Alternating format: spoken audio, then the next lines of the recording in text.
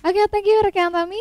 Selamat pagi Sobat Guntur dimanapun berada ya. Nah seneng banget nih sekarang Shanti masih bisa menemani Sobat Guntur di gelaran Oke Dok, obrolan kesehatan bersama dokter. Dan sekarang kita bakal ngobrolin tentang Fit for All.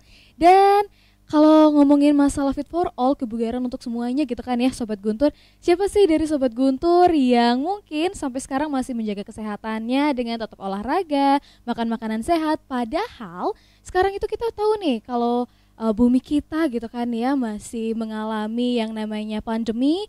Habis itu juga sekarang kita masih masuk ke kegiatan yang bisa dibilang new normal dan mulai padat-padatnya gitu ya. Dan di tengah kepadatan itu kita juga udah mulai ngerasain yang namanya kehidupan modern dan semua itu serba praktis Sobat Guntur. Nah, untuk itu gimana sih caranya untuk tetap fit di tengah kegiatan yang sibuk dan cukup padat ini? Nah, maka dari itu kali ini kita sudah kedatangan dokter yang begitu luar biasa. Dan hari ini kita sudah kedatangan Dokter Budiawan. Selamat pagi, dokter. Selamat pagi. Iya. Selamat pagi juga buat Oke. pendengar Radio Guntur dimanapun berada. Iya, bagaimana nih dok kabarnya? Baik? Sehat-sehat. Oke, harus selalu sehat ya dok ya, apalagi pagi-pagi gitu kan ya. Ya. Nah, tentang topik kita Fit for All nih ya dok ya, bugar untuk semuanya gitu. Nah, sebelum kita bahas apa aja sih sebenarnya yang bisa bikin kita bugar, Shanti mau tahu dulu dong dok, sebenarnya fit atau bugar itu tuh yang dimaksud dengan itu apa sih dok? Baik, terima kasih. Jadi saya memilih topik ini mengawali acara di Radio Guntur dalam topik Oke Dok ini berangkat dari bagaimana begitu banyaknya masyarakat yang sekarang gemar bergerak, gemar beraktivitas fisik. Coba lihat Minggu, walaupun sekarang Car Free Day lagi tidak ada, tetapi mereka akhirnya sekarang menyebar di jalan raya, yang pagi-pagi bersepeda, udah ya dok ada yang jogging dan sebagainya. Jadi saya rasa ini adalah momentum yang baik. Jadi masyarakat mulai semakin sadar akan pentingnya kesehatan, pentingnya kebugaran. Jadi bugar dalam hal ini adalah perasaan sehat, fit gitu ya, bisa melakukan aktivitas sesuai dengan kepentingannya masing-masing tanpa merasa keluhan-keluhan yang berarti gitu. Oke. Jadi hanya saja barangkali yang ingin saya ingatkan kepada semua penggemar olahraga atau aktivitas fisik, tidak semua aktivitas fisik itu adalah olahraga. Nah, gitu. Jadi itu dia dok. ada perbedaan yang signifikan antara aktivitas fisik dan olahraga. Nah itu dia dok. Nah kalau kita udah ngobrolin masalah olahraga, aktivitas fisik, ada banyak banget nih dok orang yang mungkin ngirain udah di rumah aja gitu kan ya sekarang dari masa-masa pandemi ini di rumah aja nyapu aja itu udah dibilang olahraga atau udah nyuci gitu kan yang ngepel itu udah dibilang olahraga. Sebenarnya yang dimaksud dengan olahraga dan yang termasuk kegiatan dari olahraga itu apa aja sih dok? Baik, barangkali begini, saya sepakat dengan yang disampaikan tadi. Semua orang mengatakan bahwa setiap beraktivitas fisik itu sudah berolahraga. Ya, benar. Salah satu ukurannya adalah keluar keringat. Kalau itu sudah keluar keringat berarti sudah berolahraga. Padahal keluar keringat bukan merupakan indikator utama dikatakan berolahraga. Seperti tadi menyapu, mengepel, mencangkul misalnya. Naik tangga gitu ya dok ya. Itu adalah aktivitas fisik. Gitu. Jadi kita duduk begini pun ini aktivitas fisik. Gitu. Jadi aktivitas fisik itu artinya sebuah kegiatan yang berangkat dari adanya kontraksi otot gitu, yang menghasilkan kalori, pengeluaran kalori, betul. Tetapi tidak ada pembebanan, tidak ada intensitas di dalam aktivitas fisik itu. Nah, berbeda dengan olahraga. Olahraga adalah aktivitas fisik yang terstruktur, terencana dan dilakukan dengan sengaja dan berulang-ulang gitu dengan tujuan tertentu. Ada beberapa parameter atau ukuran yang dijadikan acuan. Jadi aktivitas fisik itu belum tentu olahraga, tetapi olahraga pasti aktivitas fisik. Gitu. Nah, oleh sebab itu disitulah perbedaannya. Jadi olahraga itu ada sesuatu yang dilakukan dengan tendensi tertentu, dilakukan secara terstruktur dan terencana gitu. Kalau aktivitas fisik kan mengalir begitu saja, jadi berjalan, berlari dan sebagainya itu adalah aktivitas fisik biasa yang tidak terkategori olahraga. Tentu dari kedua aktivitas atau kegiatan ini manfaatnya tentu berbeda gitu. Jadi kita tentu ingin mengajak masyarakat untuk supaya tidak dalam tanda petik tidak rugi bergerak gitu. Sehingga supaya mendapat manfaat dari olahraga maka harus dipahami bahwa olahraga itu harus dilakukan dengan beberapa ketentuan gitu. Ada 4 ketentuan untuk bagaimana mendapatkan manfaat olahraga. Pertama, olahraga itu harus dilakukan dengan baik. gitu. Nah, yang dimaksud dengan baik ini adalah mari kita berolahraga sejak usia dini. Mari kita kenalkan, mumpung kita sekarang lebih banyak di rumah, mari ajak seluruh komponen keluarga, kerabat, mulai dari anak-anak, remaja, dewasa sampai lansia. Mari berolahraga gitu. Jadi olahraga itu harus dilakukan dengan baik, dengan kata lain bahwa mari kita gerakkan semuanya komponen masyarakat dari mulai yang paling kecil sampai yang paling besar atau dari paling usia muda sampai usia tua. Nah, yang kedua itu yang baik ya. Yang kedua, olahraga harus dilakukan dengan benar. Oke, benar tuh kayak gimana, Dok? Nah, kalau dengan benar itu maksudnya adalah lakukanlah olahraga dengan mengikuti sistematika. Jadi ada alur step yang harus diikuti. Pertama, lakukanlah warming up, pemanasan. Baru lakukan latihan intinya, setelah itu lakukan cooling down atau pendinginan. Jadi inilah step-step olahraga yang harus dilalui gitu. Tidak boleh yang langsung ke latihan intinya, misalnya mau bersepeda, langsung genjot sepedanya. Nah, sebelumnya lakukanlah pemanasan, peregangan, bergerak ringan sedikit, setelah suhu tubuh naik, baru dilakukan bersepeda. Setelah itu pun, setelah selesai bersepeda, lakukanlah pendinginan, sama dengan pemanasan tadi. Tujuannya apa? Tujuannya pada saat kita bersepeda atau melakukan aktivitas inti apapun, tubuh kita bekerja, jantung kita bekerja lebih cepat dari biasanya. Sehingga ketika kita akan mengakhiri, maka jantung ini harus diberi waktu untuk kembali lagi seperti sedia kala. Itu namanya pendinginan. Jangan langsung setelah habis bermain sepak bola atau bermain bola basket atau badminton, biasanya kan langsung starter sepeda motor pergi ke Pantai Penimbangan beli apa-apa gitu. Nah, itu kan sesungguhnya adalah sistematika yang terlewati jadinya. Nah, itu adalah sistematika yang benar. Nah, setelah baik, benar, nah, dilakukan yang ketiga adalah lakukanlah dengan terukur. Nah, ini yang paling penting. Banyak orang melakukan olahraga itu tidak dengan terukur. Maksudnya begini, selalu yang bersangkutan itu membanding-bandingkan antara dirinya dengan orang lain. Contoh, dia bisa lari 5 km, saya kok cuma 2 kilo, gimana nih gitu. Sehingga menjadi minder, menjadi rendah diri begitu ya. Padahal sesungguhnya kemampuan kita ini berbeda-beda, tidak bisa disamakan antara yang satu dengan yang lain. Nah, terukur maksudnya adalah ukurlah kemampuan diri sendiri gitu. Caranya adalah, ini agak teknik sedikit ya. Mengukurnya adalah dengan menggunakan indikator denyut nadi. Denyut nadi kita diukur. Jadi olahraga yang baik itu harus memperhatikan denyut nadi maksimal yang boleh dicapai. Rumusnya, ada rumusnya sedikit. Rumusnya tapi sederhana kok. Rumusnya adalah 220 dikurangi umur. Ini adalah sebuah rumus yang sudah dihasilkan dari sebuah formulasi riset. Muncullah konstanta itu, 220 dikurangi umur. Kalau misalnya seseorang berumur 40 tahun, maka dia denyut nadi maksimal yang boleh dicapai saat dia berolahraga adalah 220 dikurangi 40. Berarti sekitar 180. Itu denyut nadi maksimal. Maksimal banget ya, Dok, ya? Yang tidak boleh disentuh. Kalau sampai menyentuh 180, hentikan olahraganya. Istirahatlah. Jadi tubuh itu artinya sudah mencapai limit batasnya. Kita berbicara untuk orang kebanyakan ya, bukan berbicara atlet. Nanti kalau atlet lain lagi topiknya. Saya akan siapkan di bulan berikutnya. Jadi, nah itu. Jadi intinya 180 itu tidak boleh disentuh. Nah, untuk kategori olahraga kesehatan seperti yang sering kita lakukan hari-hari ini, itu menggunakan parameter 70 atau 75 sampai maksimal 80% dari 180 tadi. Nah, jadi berolahragalah pada zone atau pada wilayah denyut nadi antara 70-75 sampai 80% dari yang 180 tadi. Itulah denyut nadi yang diperbolehkan atau dianjurkan dan dipertahankan dalam kurun waktu tertentu. Maksimal lakukanlah olahraga itu sekitar 30 atau 45 menit sampai batas maksimum 60 menit. Pada zona denyut nadi yang tadi. Nah, kalau sudah kita melakukan olahraga pada zona tadi, maka baru bermanfaat olahraga itu bagi tubuh kita. Kalau misalnya dia lebih rendah dari itu, tidak tercapai tujuan olahraganya. Ototnya tidak tambah kuat, yang dapat hanya capeknya saja.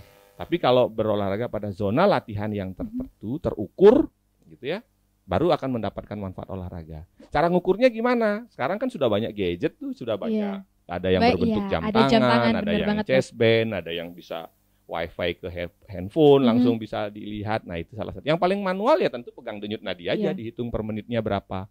Kalau sudah mencapai batas limit, wah ini udah limit ini, hentikan. Kurangi intensitasnya, turunkan. Dari yang larinya kencang banget ya pelan-pelan aja jalan dan sebagainya.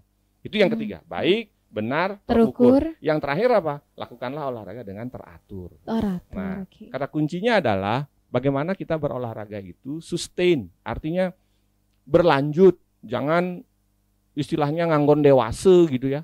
Sekarang ingat olahraga, nanti seminggu istirahat, bulan depan baru olahraga lagi. Nah itu nggak bakal ketemu tuh manfaatnya. WHO saja, Badan Kesehatan Dunia, mengamanatkan olahragalah minimal 3 kali per minggu dengan durasi antara 45 sampai 60 menit dalam satu kali sesi latihan atau berolahraga. Itu WHO loh ya, bukan siapa-siapa yang ngasih tahu gitu. Jadi lakukanlah olahraga itu dengan proper, dengan baik, benar, terukur, teratur. Jadi olahraga, contoh orang jogging. Lebih baik orang jogging 1 kilo per hari, 1 kilometer, ketimbang seminggu sekali langsung 10 kilo. Gitu. Jadi nggak ada artinya itu, lari sekali 10 kilo habis itu diem, daripada tiap hari larinya 1 kilometer. Nah itu jauh lebih, itu analoginya gitu. Nah itulah jadi mudah-mudahan ini bisa mengajak serta masyarakat untuk memahami bahwa pertama, ya tentu tidak semua aktivitas fisik itu adalah olahraga. Tapi olahraga sebagian besar adalah aktivitas fisik yang tentu harus dilaksanakan dengan 4 kriteria tadi supaya mendapat manfaat. Saya kira itu. Oke. Nah tadi juga dokter sempat menyinggung masalah pendinginan gitu ya dok ya. Yes. Nah kadang nih ya dok ya, ada banyak banget nih orang yang setelah olahraga mungkin dia sudah melakukan pemanasan, habis itu ke kegiatan inti. Tapi setelah dia olahraga, dia tuh tidak melakukan pendinginan, melainkan dia tuh tidur langsung dok, karena sudah merasa ngantuk atau merasa lelah, langsung melakukan tidur aja gitu ya dok ya. Itu sebenarnya diperbolehkan atau tidak sih dok? Kita tidak bisa mengatakan bahwa boleh atau tidak. Tetapi seperti yang saya katakan tadi, penekanannya adalah melakukan olahraga itu dengan sistematika yang tepat, yang benar, supaya mendapatkan manfaat. Kalau itu tidak dilakukan, maka manfaat olahraga nggak akan tercapai. Itu adalah sesuatu yang menurut saya perlu dipahami dulu.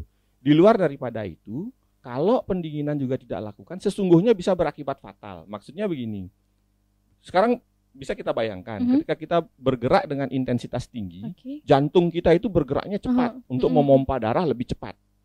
Nah ini perlu waktu untuk dikembalikan ke kondisinya semula yang denyutnya stabil.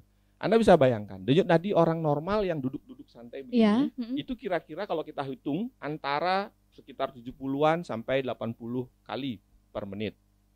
Sekarang kalau kita berlari, jangankan berlari, misalnya beraktivitas fisik saja, naik tangga, itu sudah bisa naik menjadi sekitar 90 sampai 95 atau sampai 100 kali. Apalagi berolahraga, bisa sampai 80% dari denyut nadi maksimal, sampai 180 kali per menit. Per menit 180 kali loh. Nah, ini butuh waktu untuk recovery, kembali kepada denyut yang normal tadi, yang kita duduk-duduk begini. Ini melalui pendinginan. Kalau fase ini dilewati, Anda bisa bayangkan jantung sedang begini, tapi kita berhenti beraktivitas. Gitu. Nah, sehingga ini bukan tidak mungkin akan menjadi semacam bahasa ininya apa ya, faktor predisposisi, mempermudah terjadi gangguan irama jantung, entah gangguan detak jantung dan sebagainya. Karena jantung sedang dalam kondisi bergerak cepat, tiba-tiba kita hentikan begitu saja. Nah, ini darah sedang mengalir dalam ini, tiba-tiba kita berhenti. Nah, itu harusnya setiap habis berolahraga lakukanlah pendinginan. Karena ya di samping manfaat olahraga tidak tercapai pada sebagian orang yang memiliki kelainan jantung, kalau melakukan olahraga seperti itu malah bisa fatal. Gitu. Iya, benar banget. Iya, oke dok. Nah, kalau kita udah tadi juga sempat dokter katakan yang masalah olahraga tuh harusnya teratur gitu ya dok ya. Mungkin ada nih dok orang yang udah rajin banget nih kan olahraga dari kecil gitu, udah sering olahraga, tapi karena tuntutan pekerjaan tuh harus menghentikan olahraganya nih dok. Nah sekalinya dia mau olahraga lagi, sebenarnya dia tuh harus mulai lagi dari awal atau bisa melanjutkan dari tahap terakhir dia udah olahraga gitu ya dok ya? Ya, sebenarnya begini, olahraga itu kan tidak ada awal, tidak ada akhir gitu ya. Tidak seperti sesuatu yang sangat matematis bahwa ketika awal mulai dari A sampai D, kemudian berhenti lalu dilanjutkan E sampai Z gitu. Tidak sematematis itu. Karena tubuh kita ini adalah sesuatu yang sangat adaptif gitu. Sebuah aktivitas itu dihentikan, maka proses adaptasinya juga berhenti. Jadi otot dalam hal ini, otot tubuh kita yang sudah berhasil kita latih, kita bentuk misalnya ya, atau kemampuan fisik lain itu misalnya seperti kekuatan, kemudian daya tahan, stamina. Nah, yang begitu-begitu kan dampak dari hasil berolahraga yang rutin dan teratur. Stamina sudah pada level A, lalu tiba-tiba berhenti, nah staminanya turun gitu. Ya tentu kita akan mengawali tentu dengan dari mulai yang intensitasnya kecil sampai ringan, sedang, sampai ditingkatkan setahap demi setahap. Saya kira kata kuncinya adalah bagaimana menjaga keteraturan di dalam berolahraga dan menjaga keberlanjutan, berkesinambungan gitu. Jadi kalau dikatakan orang yang bekerja dan lain sebagainya, orang sering bertanya, saya sibuk banget, nggak ada waktu, nggak ada ini. Nah itu dia dok, pasti alasannya nggak ada waktu kan dok ya. Sekarang persoalannya kan kenapa tidak ada waktu, karena memang kita tidak menyediakan. Kalau kita sediakan, ada waktunya gitu kan. Nah kalau tidak disediakan, maka ya tidak ada waktu. Siapa sih yang tidak sibuk gitu, ya. Semua punya kesibukan, semua punya ini. Tapi kan kata kuncinya adalah mengatur waktu. Nah kalau ditanya sekarang, kapan sih olahraga yang tepat dilakukan? Pagi, siang, sore? Jawaban saya sederhana aja. Kapan sempatnya? Kapan sempatnya? Mau sempat malam misalnya, ya lakukan di malam hari. Tapi tentu ada step-step yang sedikit berbeda gitu. Kalau pagi hari, tentu juga harus diperhatikan lingkungannya, di mana harus berolahraga. Kan tidak mungkin misalnya olahraga siang bolong outdoor, kan tidak mungkin. Tapi kalau di gym masuk ke ruang tertentu di dalam ruangan indoor, ya tentu boleh gitu. Banyak eksekutif muda misalnya, pulang kantor jam 7, kapan saya harus berolahraga? Ya bisa. Malam, setelah makan malam sebelum tidur lakukan aktivitas fisik olahraga, treadmill atau sepeda statis atau weight training, latihan beban misalnya, saya kira bisa. Makanya jawaban saya kalau setiap kali ada orang bertanya, dok kapan sih waktu yang tepat? Sepertinya kok ada mantra mujarab kalau pagi hari akan menjadi begini. Enggak, jawaban saya ya kapan sempatnya. Kapan aja boleh. Jangan ada kesan nggak ada waktu, nggak ada ini. Jadi alasan nggak ada waktu digugurkan dihapus oleh gitu ya dok ya. Karena emang Shanti juga mau nanya itu masalah yang malam hari itu sebenarnya boleh olahraga atau enggak, tapi udah terjawab ya dok ya, kapan aja boleh gitu ya dok ya, tapi tetap harus melihat lingkungannya juga gitu ya dok ya. Nah lalu dok, kalau tadi itu kan masalah orang yang sibuk gitu ya dok ya, bisa dibilang sibuk. Nah kalau sekarang nih dok, kita kan memang sudah masuk new normal, tapi kita tidak bisa melanggar begitu saja dan masih ada kegiatan-kegiatan yang kita lakukan di dalam rumah. Sebenarnya olahraga yang bisa kita lakukan dalam rumah itu apa aja sih dok? Ya, ini juga pertanyaan menarik ya, karena eranya sekarang. Seperti hari ini saja kita agak jaga jarak ya, mohon maaf karena sudah disetting begini. Protokol kesehatannya juga harus diperhatikan, tetap menggunakan masker. Tetapi karena saya kalau bicara pakai masker kurang ini, sehingga ini dan cuci tangan dan sebagainya. Nah intinya berolahraga apapun di dalam rumah atau sebenarnya sekarang di era sekarang olahraga tidak mesti harus di dalam rumah, boleh di luar rumah, tentu dengan memperhatikan protokol. Intinya ya olahraga atau tipe-tipe olahraga yang boleh dilakukan, olahraga yang bersifat menjaga kekuatan, meningkatkan daya tahan, kelenturan dan sebagainya. Banyak pilihan, jogging misalnya di sekitaran kompleks rumah atau bersepeda statis kalau ada yang punya sepeda statis, atau treadmill dan sebagainya. Kemudian bisa yoga dan sebagainya. Jadi aerobik training atau aerobic exercise itu adalah bisa dilakukan ya. Kalau aerobik itu kan bisa berjalan, berjalannya adalah jalan cepat gitu, jalan bergegas gitu, seperti orang ketinggalan sesuatu tempat nih bergegas kan. Nah seperti itu harusnya. Tidak lagi ada terminologi jalan santai. Jalan santai nggak. Dari kamar satu ke kamar lain gitu udah disebut olahraga, jangan-jangan ya dok ya. Gitu kan, makanya jalan cepat, berjogging, kemudian cycling, running misalnya, atau swimming, berenang. Kalau ada yang gini bolehlah running, canoeing, main kanu misalnya. Itu kan secara teoritis pilihannya seperti itu. Yoga juga bisa. Jadi ada dua tipe sesungguhnya secara teori. Ada yang tipe neural exercise yang dimana hanya melatih pernafasan, pilates yang begitu-begitu ya, senam ringan, bahkan skipping. Anda tahu skipping itu manfaatnya luar biasa. Banyak hal yang bisa didapat dari skipping, melatih kekuatan otot tungkai, melatih kemampuan daya tahan, banyak hal itu. Jadi banyak pilihannya. Sekarang kan persoalannya komitmen berolahraganya. Nah itu dia dok, karena kadang emang kalau sekarang kita udah komitmen buat olahraga, minggu depannya ada kegiatan gitu ya, atau beberapa hari ada kegiatan, udah nanti aja deh lagi, kayak gitu-gitu aja dok ya. Nah kalau gitu ya dok ya, ada nggak sih dok olahraga yang cocok untuk pemula? Misalnya kita baru mau mulai nih ya dok, yang baru mau mulai untuk berolahraga. Kira-kira olahraga yang cocok itu apa sih dok? Yang bisa mungkin meningkatkan rasa ingin untuk berolahraga terus gitu ya dok ya? Jadi intinya kan sekarang adalah pertama bagaimana melakukan olahraga yang disukai terlebih dahulu, yang menyenangkan gitu. Nah, ketika sudah ketemu yang menyenangkan, maka lakukanlah itu tentu dengan sistematika yang sudah saya sebutkan tadi. Lakukanlah dulu dari intensitas ringan. Intinya bagaimana dia mau, bahkan akhirnya menjadi butuh olahraga gitu, tidak dipaksa. Ya, itu kan membangkitkan itu yang lebih sulit daripada melakukan olahraganya. Pilihan aktivitas olahraga atau cabang olahraga ya itu saja. Tidak ada tiba-tiba ada rumus dari langit bahwa untuk pemula harus begini, enggak, ya pilih saja apa yang digemari. Lalu lakukanlah dari intensitas yang ringan dulu, jangan terlalu capek sehingga ketika selesai berolahraga pun merasa ternyata enggak capek banget ya, ternyata seger ya setelah berolahraga. Jadi mulai ada motivasi untuk ke depan saya mau terus latihan, saya mau terus berolahraga. Jadi kan kuncinya di situ. Jadi mulai dulu aja, lakukan yang disukai dari mulai intensitas ringan. Apa saja boleh, silakan. Oke, nah itu kan tadi untuk pemula ya dok ya. Dan yang mendengarkan kita itu kan bukan hanya anak-anak muda atau yang baru mulai mau memulai untuk olahraga, tapi ada juga nih untuk orang-orang tua atau mungkin para lansia. Ya mungkin dia tuh bertanya-tanya nih dok, sebenarnya di umur saya yang sekarang itu cocoknya olahraga apa sih dok?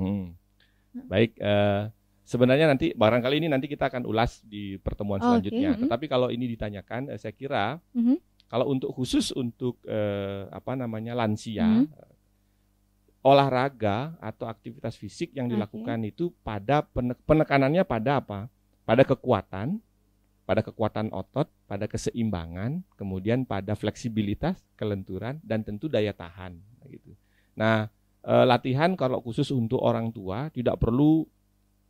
Kalau lansia itu kalau berdasarkan Departemen Kesehatan, usia lansia itu kan 60 tahun ke atas ya.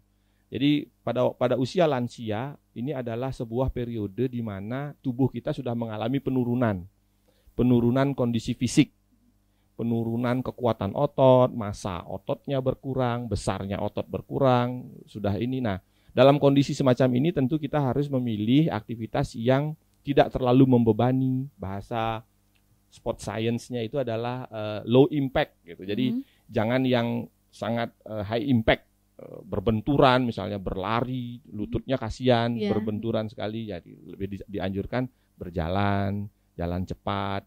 Kemudian misalnya senam, itu adalah senam lansia juga gitu kan, gerakan-gerakan kombinasi yang banyak dilakukan dengan menggunakan pembebanan tubuh sendiri. Jadi tidak membebani dari beban eksternal, misalnya pakai dumbbell, barbel gitu. Sudah tidak relevan lagi, tetapi lakukanlah dengan menggunakan beban diri sendiri. Coba lihat sekarang senam-senam di lapangan, senam-senam lansia itu kan lebih banyak menggunakan berat bebannya sendiri. Nah, itu dalam upaya untuk menjaga kekuatan otot, sehingga kalau kekuatan ototnya terjaga, maka keseimbangannya akan terjaga baik. Karena orang lansia itu kadang-kadang karena saking tidak kuat ototnya tiba-tiba jatuh. Nah, yang begitu-begitu. Jadi lansia itu tujuannya adalah untuk melatih itu. Tidak sekompleks bagaimana usia yang lebih muda, apalagi kategori masyarakat yang lain seperti atlet misalnya. Kalau atlet sudah beda lagi. Nah, kalau gitu ya dok ya, ada juga nih satu artikel yang sempat Shanti baca nih dok. Untuk dapat manfaat kesehatan yang lebih besar, misalnya seperti kesehatan jantung, itu perlu juga aktivitas fisik yang lebih berat. Itu benar nggak sih dok? Ya, lebih berat itu maksudnya bukan berarti aktivitas yang berat. Lebih berat itu artinya volumenya lebih tinggi dari yang dilakukan sebelumnya. Oh gitu. Jadi intensitasnya, misalnya, ini kita bicara komponen kondisi fisik ya, daya tahan kalau tadi, daya tahan kardio, jantung misalnya karena begini, jantung itu kan otot ya, jantung itu otot. Jadi jangan dikira jantung itu bukan otot. Yang terbayang oleh otot itu hanya otot pada paha. Iya, benar banget. Ini di dalam tubuh manusia itu ada 3 otot. Ada otot yang melekat pada tulang, itu namanya otot tulang, otot rangka. Organ yang di dalam, di usus, di ini juga ada ototnya, itu namanya otot polos gitu ya. Kemudian jantung. Nah, jantung ini juga otot. Jadi otot prinsipnya juga harus dilatih untuk menjaga kemampuannya efisien bekerja, efektif bekerja. Nah, jantung ini harus dilatih. Kalau melatih otot bicep kan gampang, pakai dumbbell kekuatannya diangkat. Kaki juga begitu. Nah, jantung gimana ngelatihnya? Kalau enggak dengan kata lain intensitasnya ditingkatkan. Sehingga kalau kita beraktivitas dengan intensitas mendekati denyut nadi maksimal, jantung itu kan bergerak lebih cepat. Ini adalah upaya melatih jantung gitu. Sehingga jantung akan terbiasa bekerja keras, bekerja ringan, bekerja lagi keras. Nah, jantung ini menjadi terlatih gitu. Lama-lama dia menjadi efisien jantung itu. Saking terlatihnya. Anda bisa bayangkan orang yang terlatih tentu gerakannya lebih efisien daripada yang tidak terlatih. Nah, intensitasnya itu adalah bermain di denyut nadi tadi. Lebih berat kalau awalnya misalnya hanya ringan, sedang 60%, coba naikkan menjadi 70% sampai 80% untuk olahraga kesehatan. Sekali lagi saya katakan ini kita berbicara untuk kebanyakan orang, jadi mari kita berolahraga kesehatan. Indikator denyut nadinya adalah maksimal 80% dari denyut nadi maksimalnya 80%. Itulah jantung, daya tahan jantungnya pasti akan terjaga dia. Nah, ngomongin masalah jantung juga nih dok ya, justru ada juga nih dok yang sempat Shanti dengar, bahkan ada kalau tidak salah Ashraf Sinclair gitu ya dok ya. Oh, ya. Ya artis itu kan dia tuh rajin sekali olahraga ya dok ya, tapi justru dia terkena penyakit yang berhubungan dengan jantung. Nah itu apa memang ada hubungannya dengan olahraga yang dia lakukan atau bagaimana? Tapi tunggu dulu dok. Nah karena sebelum dijawab ya pemirsa yang ada dimanapun kalian gitu kan, sebelum dijawab kita jeda iklan dulu karena sebenarnya masih ada banyak sekali pertanyaan yang ingin Shanti tanyakan kepada dokter. Tapi sebelum itu Shanti serahkan dulu ke rekan Tami untuk menampilkan beberapa iklan yang akan lewat. Silakan rekan Tami.